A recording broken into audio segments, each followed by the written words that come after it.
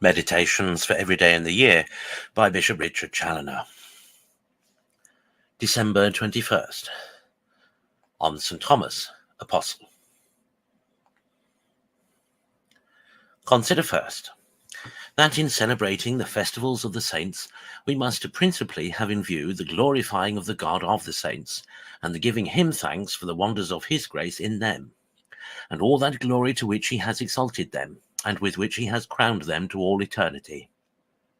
Now, God is wonderful indeed in all his saints, but in none more than in the meanest condition in life, as it were from the earth and from the dunghill, to make them the princes of his people, the pillars and foundations of his church, prodigies of his grace, full of his divine spirit, dispensers of all his treasures, and workers of all kinds of wonders here upon earth, and now has exalted to sit with him on his throne in heaven, to come one day with him, to be the judges both of men and angels. See then, Christians, what subjects we have to meditate upon on the festivals of the apostles, what motives we have to praise and glorify God for all he has done for them and through them for us all, what encouragements we here have, however mean and poor we may be, in all that is good, to rely on the power, goodness, and mercy of our God, who loves to work his greatest wonders in favor of such as are little and humble, and what lessons we have for our instruction and our imitation in the ready correspondence of the apostles with divine grace and their diligent cooperation with it unto the end.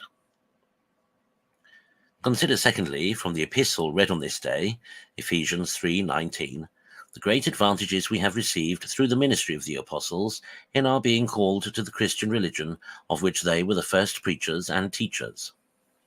For now, says St. Paul, speaking to all Christians, you are no more strangers and foreigners, but you are fellow citizens with the saints and the domestics of God, built upon the foundation of the apostles and prophets, Jesus Christ himself being the chief cornerstone, in whom all the building framed together groweth up into a holy temple in the Lord, etc.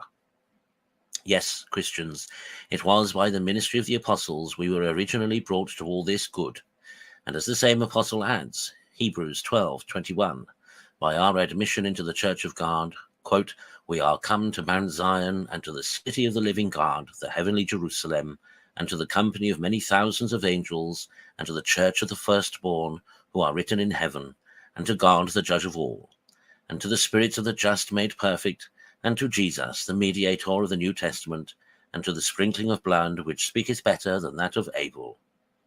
Close quote. Vis-a-vis, by crying to heaven for mercy and not for justice. O happy communion of saints, a communion in all that is good, with all that are good, to which we have been introduced by the apostles of Christ. O glory for evermore be to their Lord, the author of all their good and our good. Consider thirdly, the particular lessons which St. Thomas teaches us by his example. When the other disciples opposed our Saviour's going back to Jerusalem, where the Jews had lately sought his death, St. Thomas alone generously said, let us also go, that we may die with him. John 11:16.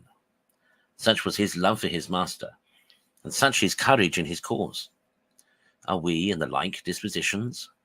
Are we willing to die with Christ, or for Christ, when we are frightened with every little difficulty or danger, and ever ready to turn our backs upon him, rather than to risk anything for him, or part with our own humour or satisfaction for the love of him? St. Thomas was slow of belief with regard to the resurrection of our Lord, till he was favoured both with the sight of him and the handling of his words, but then he yielded himself up immediately, and cries out with the most lively faith and ardent love, my Lord and my God. This lively faith and ardent love continued with him, ever growing and increasing, and carried him through all his apostolic labours among so many barbarous nations, to which he is said to have preached the gospel, and through all his sufferings, till by glorious martyrdom it brought him to his Lord, and eternally united him to him. Oh, that we had but some little share in this lively faith and ardent love! It would make all our labours and suffering easy to us, and bring us also to our Lord. Conclude, so to glorify God in this saint, as to encourage thyself also to walk in his footsteps by an imitation of his virtues, in hopes of sharing in his happiness.